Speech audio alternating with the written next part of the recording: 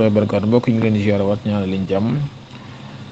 tey la vendredi 11 octobre 2024 fii ci Guyaar Sarr TV ñëw ci xibaar yi ñeen ci 23h08 xibaar yi dañ koy tàmbale kii di Diégui Diop mi nga xam ne defoon nañ ko garde à vue mu tey ji dafa amaat retour de parquet moom Diégui Diop moom nag li ñu koy toppee fanweeri million lañ koy toppee yoo xam ne du ko luubal kii di Ousmane Sonko di premier ministre bu Sénégal mi nga xam ne nërmeelu bi nga xam ne Sénégal nërmeelu na ko te bi muy njëkkee génn di defu sotti te Cour des comptes waxagut ne dafa jàpp ne dañoo diggoon Sénégalais yi dëgg te diggoogu ñu leen dig dëgg loolu réccu wu ca dara te ba mu koy wax ne mi ngi ko doon wax ci kanamu autorité yoo xam ne dañoo jógee fële ca Japon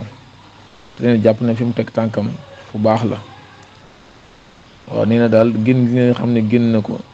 di wax situation réew mi nee na loolu réccu wu ci dara moom Ousmane Sonko moom moo xam ne loolu te beneen ba tamit nee na waa biti réew xam ne suñu réew mi dafa nërmeelu ci wàllum économie maanaam loolu gàcce nekku ci Ousmane Sonko moom moo xam ne loolu ki nga xam ne mooy ancien président bu Sénégal te mu jiitee coalition takku wàllu Sénégal moom Macky Sall am na seen ñaari liste yoo xam ne conseil constitutionnel da ko rejeté mooy fële ca Bakel ak ca Afrique de l'Ouest li ko waral nag mooy problème de investiture bokk na ci moo tax ñaari liste yooyu dañu leen a rejeté ginnaaw ñoom ñoo fi doon dugal benn recours pour gàntal candidature bu Ousmane Sonko finalement nag ñoom rejeté nañ seen ñaari liste yoo xam ne benn ba ca Bakel benn ba ca Afrique de l'Ouest ki nga xamante ne mooy Idrissa Diabira l'ancien directeur général de l'encadrement des paiements et des paiements moom nag da doon tukki ñu boole ko fële ca aéroport AIBD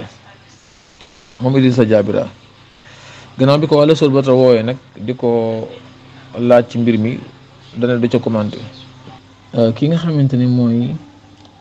ancien président bu Sénégal di Macky Sall du ñëw ci réew mi battre campagne ki xam le ni nag ñooy waa Jeune Afrique la muy bañ mooy bu ñëwee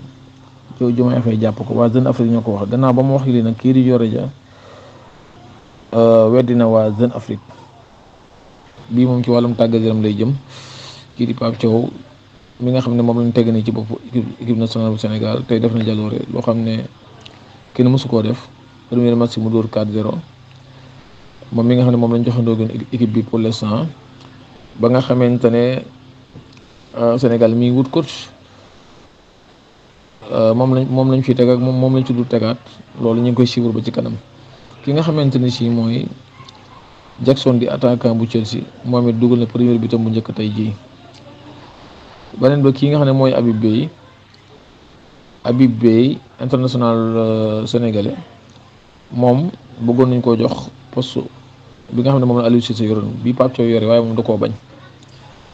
xibaar na ñu leen ko doon may mooy Guyaar Sarr TV